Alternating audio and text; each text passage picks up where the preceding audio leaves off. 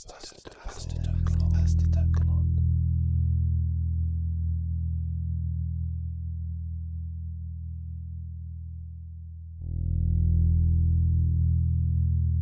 All fishermen are familiar with the unexplained defeat.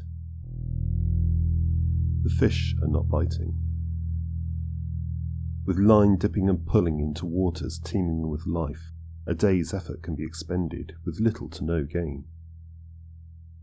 The fish are not fools, and their ongoing struggle to feed and to multiply, watching their fellows being dragged into the air, makes them wary of the barbed hook.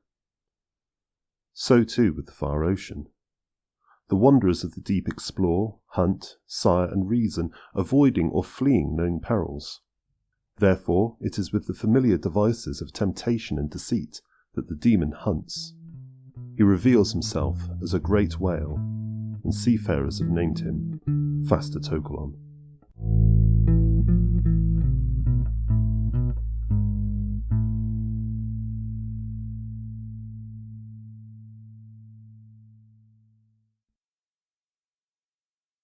The monster moves when the maddening pangs of hunger provoke him, and opening a cavernous maw he disgorges an aroma into the sea.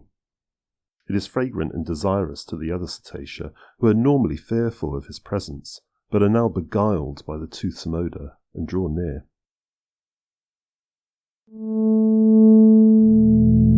Sudden and devastating is his attack, cleaving the sea, rending life from light, breath from body, and warm blood from the cold sea spray.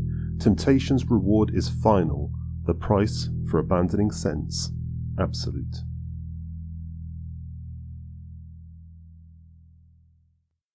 It takes skill and fortitude to ride the great oceans far from home.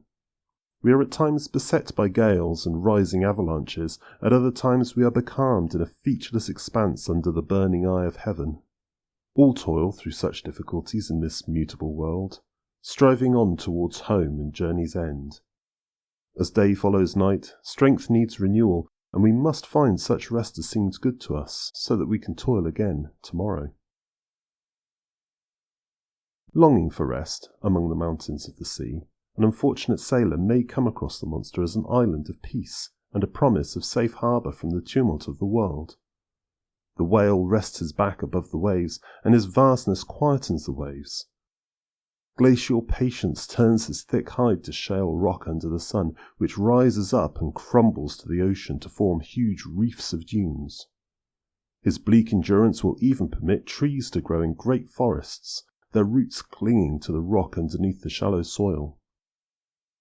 Anchoring their high-prowed ships to bob by the shore, unattended in the unnatural eddies, the seafarers will go up into his lands to make camp. In the forests they find shelter and timber. A warming fire is built, and the crew, weary and already dreaming of fair weather, cast themselves down into sleep.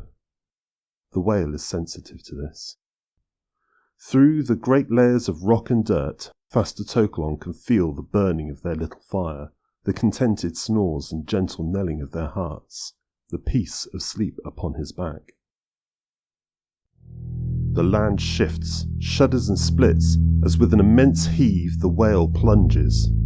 Trees ripped from turf, cliffs torn to pebbles, craft and crew, ship and sailor caught and dragged down, down and on as the whale races for the ocean's floor.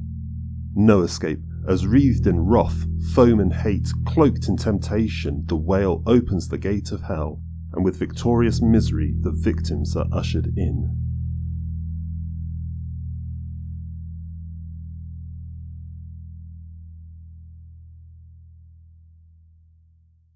Lies and trickery, tools employed so cunningly by demons to bind the unwary to them, that a victim will sometimes bind another. It is no easy thing to navigate the waters of this world, and ways both new and old deceive to damnation. When the foe brings to the maelstrom those who he has snared and who cling to him, having trusted in his well-worn lies, the gate of hell will open wide.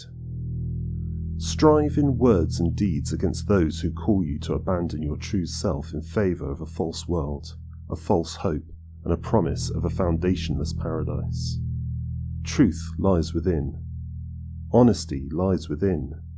The knowledge of the way to heaven lies within. Take guidance, but be careful of the sweet and alluring voices that come unbidden to bait us, catch us, and deny us our chance at salvation.